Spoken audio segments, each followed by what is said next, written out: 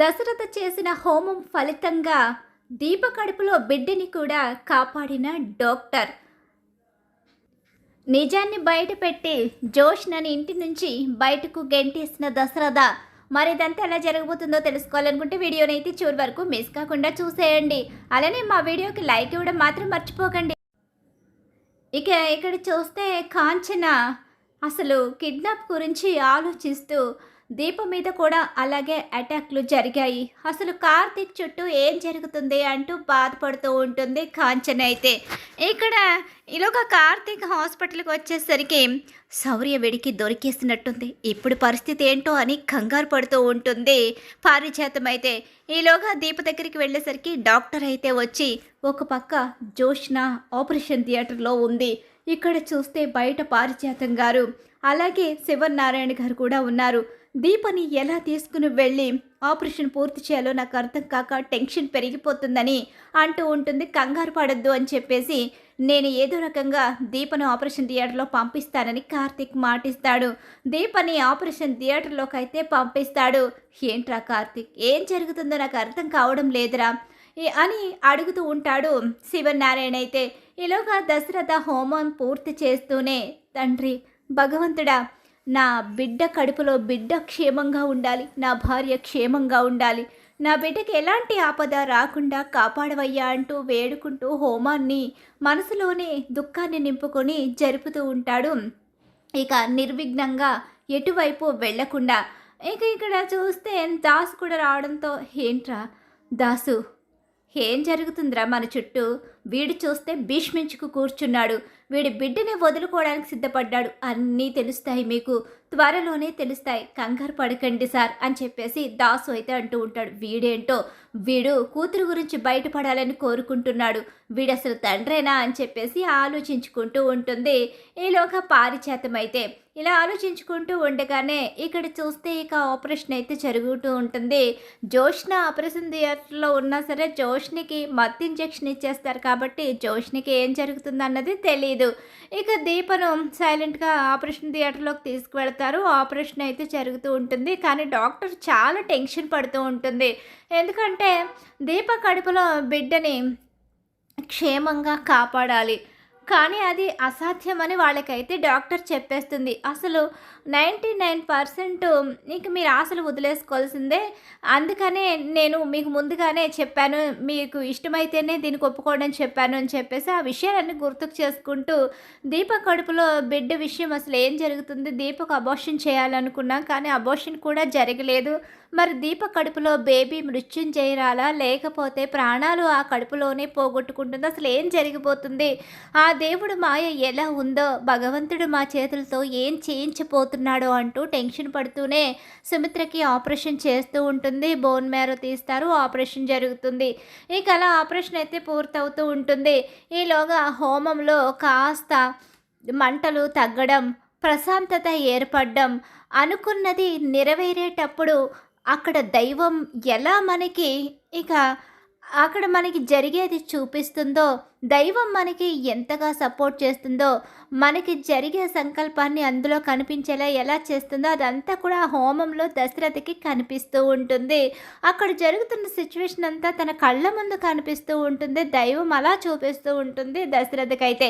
ఎలా దశరథ ఇక అదంతా చూస్తూ ఉంటాడు. ఏంటి దశరథ గారు, హోమం ప్రశాంతంగా జరుగుతుంది చూసారా, ముందు మంటలు చెలరేగాయి, కానీ ఆ ప్రమాదం నుంచి కూడా ఈ భగవంతుడే కాపాడాడు.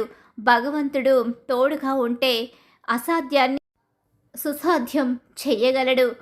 ఖచ్చితంగా మీరు అనుకున్నది జరుగుతుంది.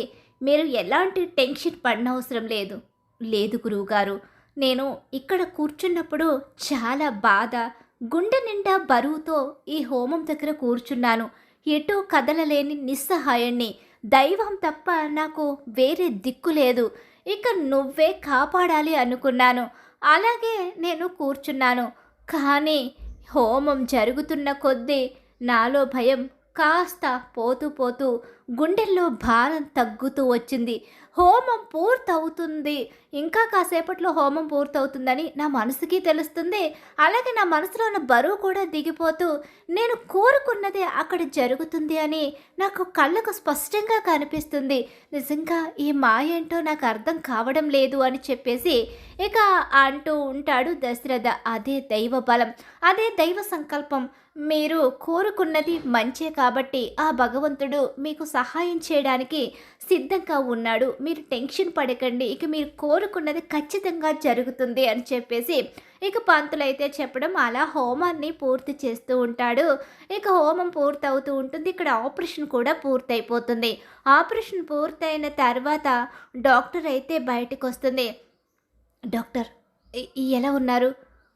కార్తీక్, ప్రస్తుతం అయితే ఆపరేషన్ పూర్తయింది, ఇంకా కాసేపు వెయిట్ చేయాలి. స్పృహలోకి వస్తేనే కానీ పూర్తి డీటెయిల్స్ అయితే చెప్పలేం. ప్రాణానికైతే ఎలాంటి ప్రమాదం లేదు.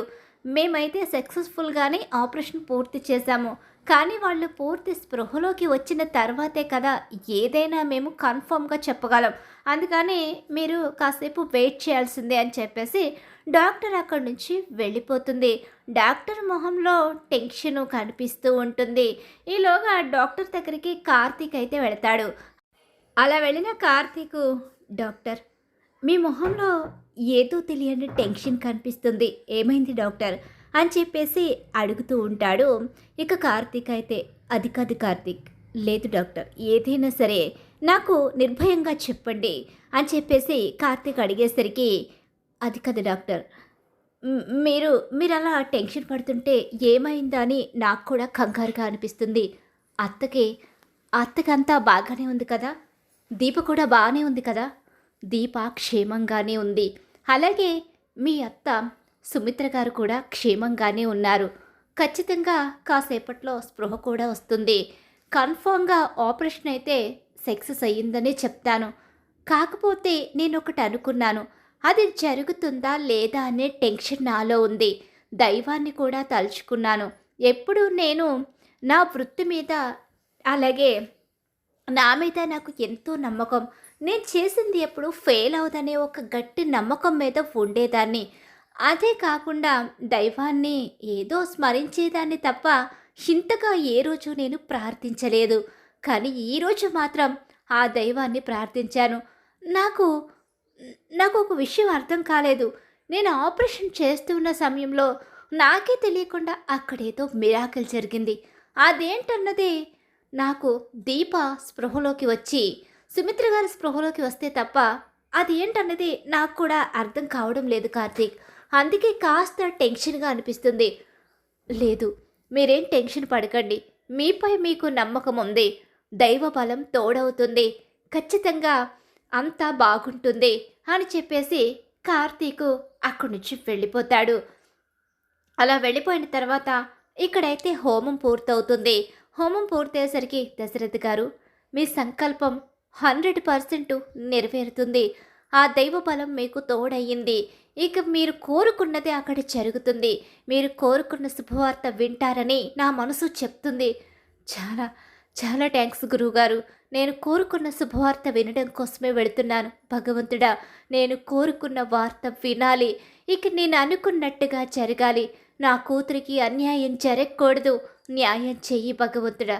ఎన్ని రోజులు నా కూతురు ఎన్నో కష్టాలు పడింది. ఇక తనకి ఆ కష్టాలు ఉండకూడదు అని చెప్పేసి అనుకుంటూ ఇక అక్కడి నుంచి బయలుదేరి దశరథ్ అయితే ఆసుపత్రికి బయలుదేరుతాడు. అలా ఆసుపత్రికి వెళ్ళిన తర్వాత ఈలోగా సుమిత్ర స్పృహలోకి వస్తుంది. సుమిత్రతో పాటు దీప కూడా స్పృహలోకి వస్తుంది. అలా వచ్చేసరికి అక్కడ చూస్తే ఇక ఏం అర్థం కాని అయోమయం పరిస్థితిలో ఉండిపోతుంది సుమిత్ర. ఇంతకీ నాకు ఆపరేషను?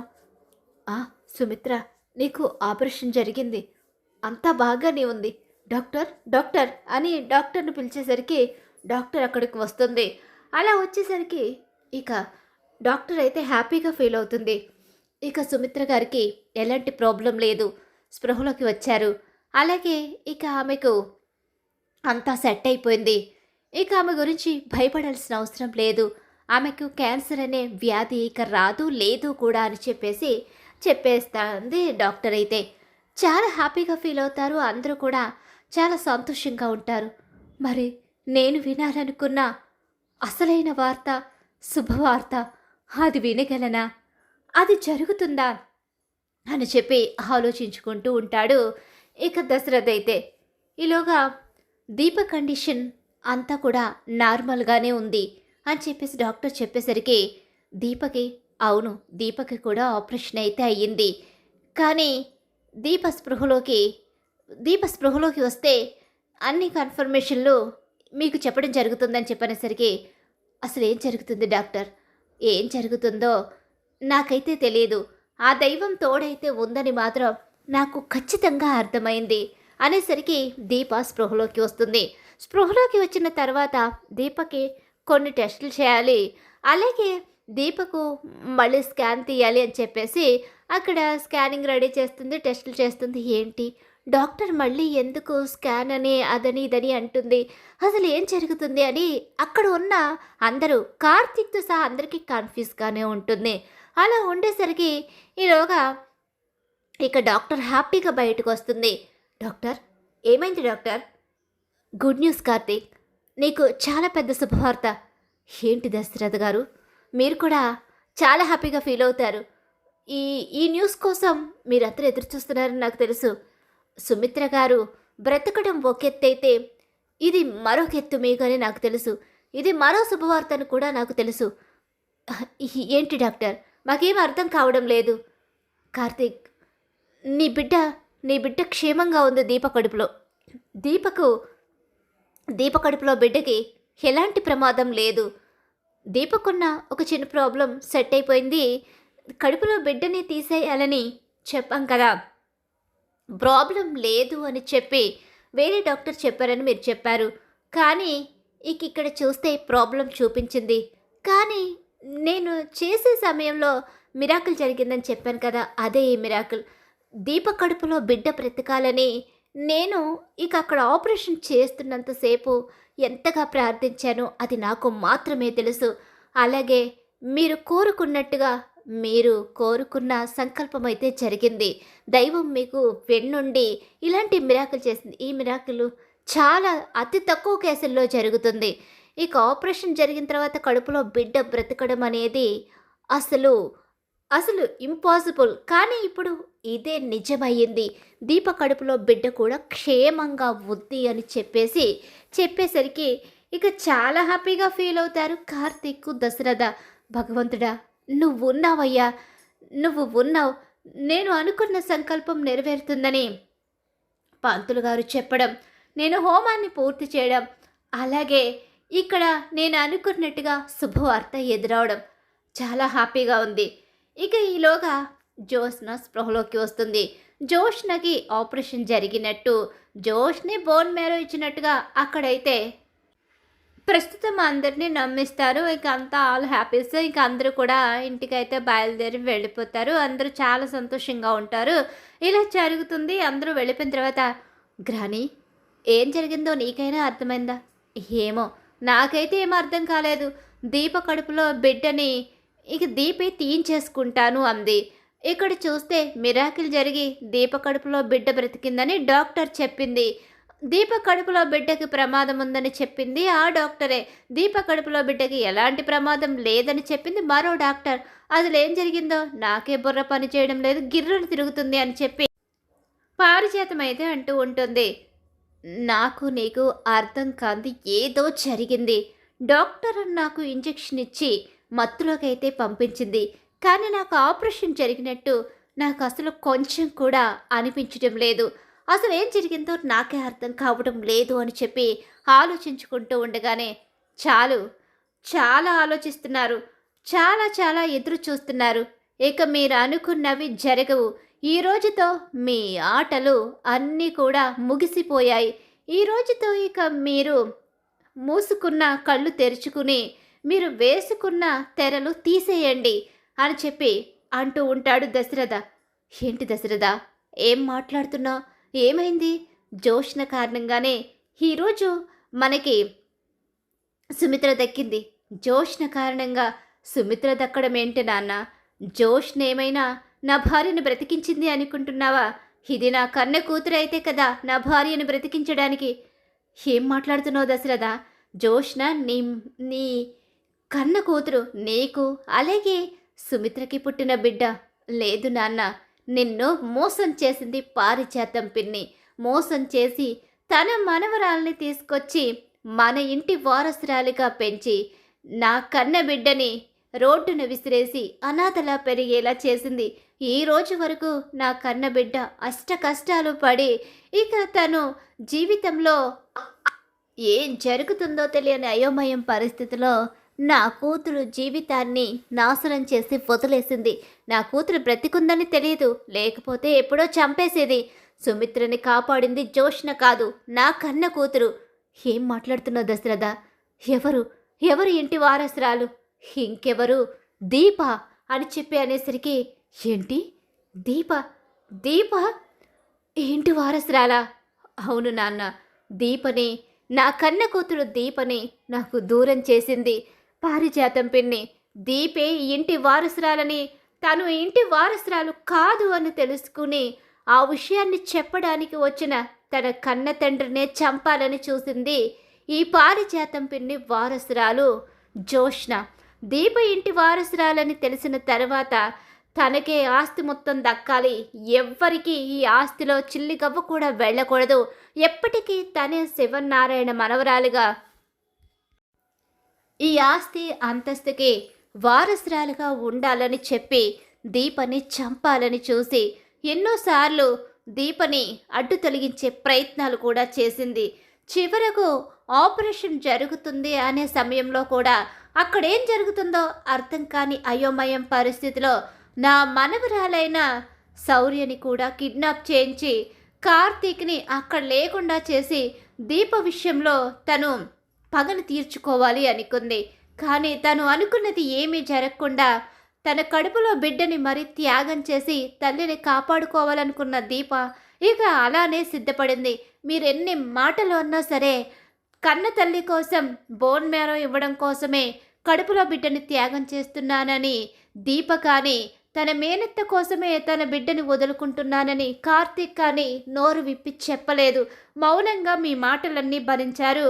నా భార్య సుమిత్రని కాపాడడం కోసం ఇలాంటి దుర్మార్గురాలు చేసిన కుట్రలన్నీ భరిస్తూనే ఇక సుమిత్రని కాపాడారు. కానీ ఆ భగవంతుడు మనందరూ ఉన్నాడు కాబట్టి దీప కడుపులో బిడ్డ కూడా క్షేమంగా బ్రతికింది. లేకపోతే వీళ్ళు చేసిన కుట్రలు కుతంత్రాలు కారణంగా మరోసారి నా కూతురు భవిష్యత్తుని కోల్పోయేది, తన ప్రాణాలనే కోల్పోయేది అని చెప్పేసి నిజం బయట పెట్టేసరికి దుర్మార్గురాల నా దగ్గరే ఉంటూ నన్ను ఇంత మోసం చేస్తావా?